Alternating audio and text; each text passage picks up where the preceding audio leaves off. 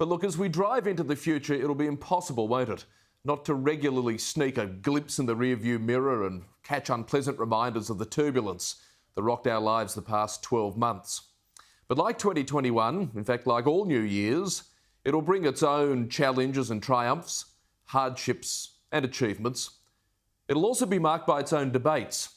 And to that end, the Prime Minister started one of his own today by instituting a change to the national anthem.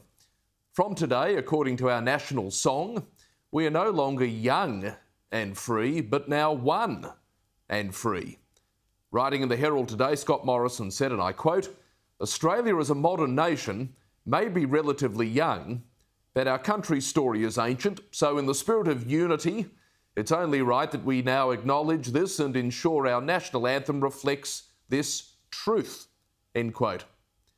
Well, I doubt anyone would challenge the historical accuracy that underpins the Prime Minister's words here. And a number of Indigenous voices have long complained about the reference to young in the anthem, claiming it ignores our First Peoples' millennia-long connection to this continent. The New South Wales Premier, Gladys Berejiklian, led the calls for change late last year. And at the end of the day, look, I'm not going to lose any sleep over all of this. There are much bigger things to worry about. But I'm always a bit sceptical when I see the political class front the lecterns and get busy on the symbolic rather than knuckling down to deal with the substantive. If dropping young for one makes a lot of people feel included in the national tune, great. But if we as a nation are serious about bringing our Indigenous peoples further into this modern nation's embrace, we're going to need to look deeper than a few 19th century lyrics. For example, changing young for one will do nothing to improve the horrible statistics surrounding family violence in Indigenous communities. According to a 2018 Institute of Health and Welfare report, Indigenous women were 32 times as likely, more likely I should say, to be hospitalised due to family violence as non-Indigenous women. Indigenous children 7 times as likely to be the subject of substantiated child abuse or neglect as non-Indigenous children.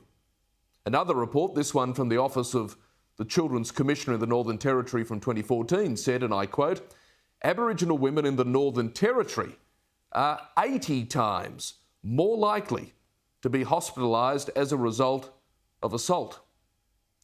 As Indigenous academic Hannah McGlade wrote in 2016, Aboriginal women in some regions occupy the unenviable position of being the most victimised group of people in the world.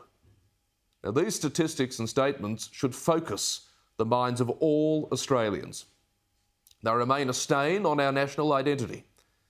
And no changes to the anthem, let alone new words in the Constitution, will get to the bottom of what needs to be done.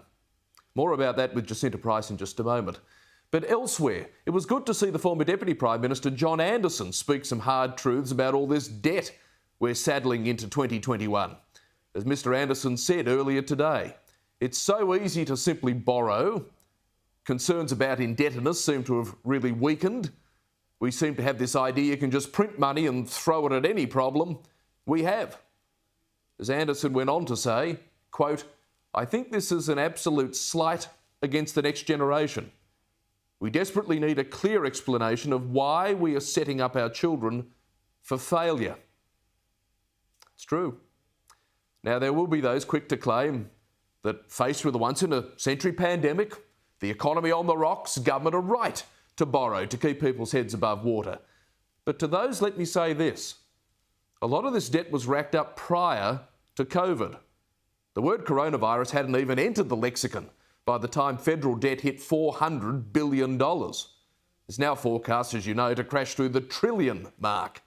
In other words, COVID simply hit the accelerator on a nation living beyond its means. And as John Anderson is quite right, with interest rates at historic lows and quantitative easing in full bloom, it's easy to borrow. What's hard is tightening the belt. Doing that often requires serious reform.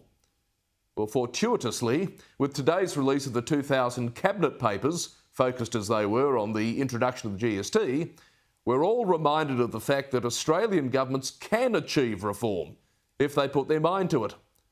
What's needed, though, is leadership, emboldened with a dash of courage and a good shot of vision. Well, Scott Morrison, over to you.